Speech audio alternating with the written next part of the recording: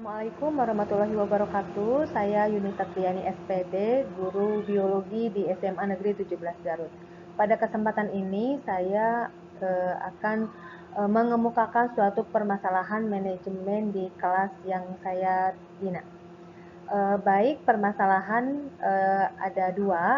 Itu yang pertama adalah adanya siswa yang kurang motivasi dalam belajar, di mana kondisi siswa ini kurang bersemangat dalam belajar seperti bosan dan bermalas-malasan.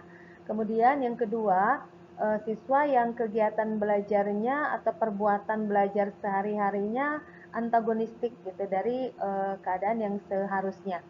Nah, siswa tersebut kondisinya dia suka menunda-nunda tugas, mengulur-ngulur waktu, kemudian seolah membenci guru, pilih-pilih guru, dan tidak mau bertanya untuk hal-hal yang belum dia pahami atau bahkan tidak dia ketahui. Nah, bahkan kesempatan yang guru berikan, keleluasaan waktu yang beberapa guru berikan kepadanya di dalam pengumpulan tugas, itu justru dia manfaatkan untuk menunda-nunda tugas dari tugas yang seharusnya dari segera setelah penugasan gitu.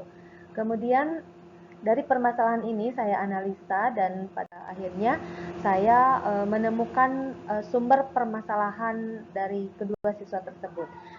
Ada dua hal. Yang pertama adalah kondisi lingkungan yang apatis.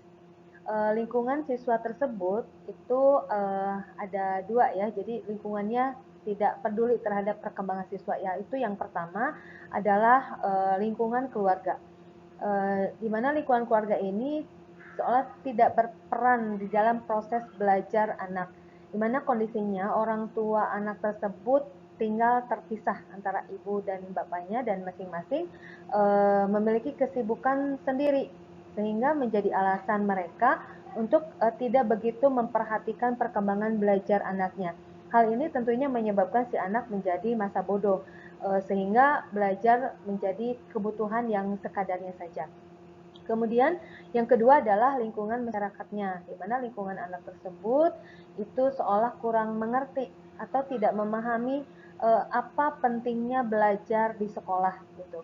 Nah, sementara kita ketahui bersama bahwa lingkungan ini seharusnya menjadi suatu media sosialisasi siswa yang sangat berperan penting di dalam proses peningkatan motivasi belajar siswa itu sendiri. Kemudian faktor yang kedua adalah faktor internal dari siswa tersebut, di mana yang menjadi sumber permasalahan di sini adalah bakat, minat, dan motivasi siswa.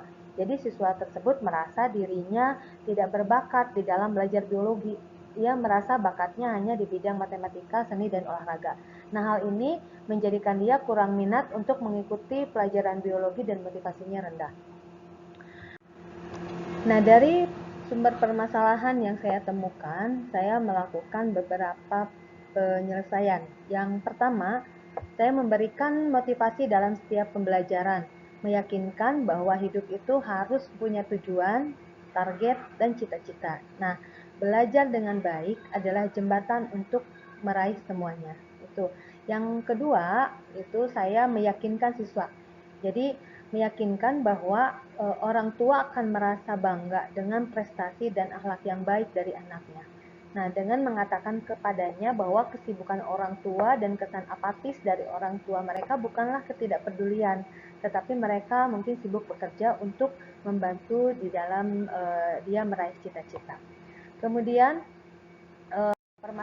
penyelesaian yang ketiga, ini saya jadikan tujuan pembelajaran yang jelas.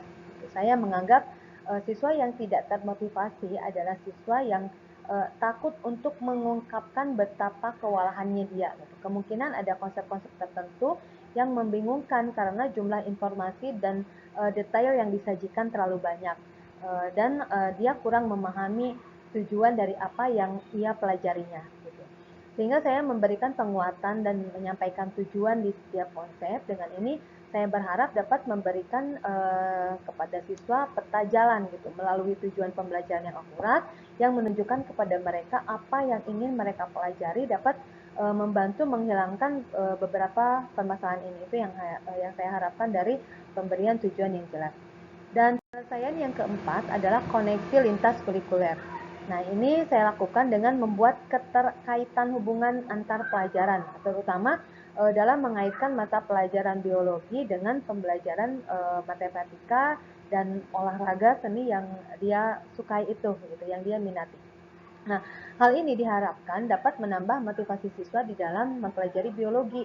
Nah, kebiasaan mengulur waktu dan menunda di dalam mengerjakan tugas itu dapat teratasi.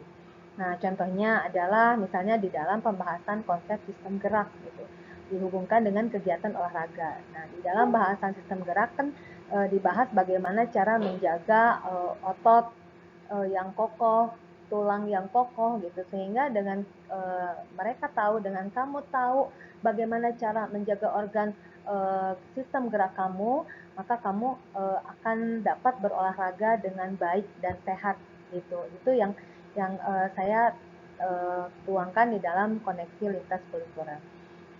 Nah, alhamdulillah mendapatkan hasil yang baik, diantaranya siswa yang menjadi bersemangat gitu, dia tidak nampak malas-malasan lagi, ia bertekad belajar yang baik, menunjukkan keberhasilan kepada orang tuanya, serta membuatnya bangga dan menjadi contoh teladan bagi adik-adiknya. Kemudian siswa menjadi tidak menunda tugas dan mengulur-ngulur waktu, selalu hadir di dalam pembelajaran biologi, terutama ketika membahas sistem organ gitu ya. Nah, dia tampak antusias sekali walaupun sesekali dia mengeluhkan sulit di dalam menghafal pelajaran biologi. Nah, itu yang saya sampaikan permasalahan manajemen di kelas saya. Mudah-mudahan bermanfaat. Terima kasih atas perhatiannya. Wabillahi taufik wal hidayah. Wassalamualaikum warahmatullahi wabarakatuh.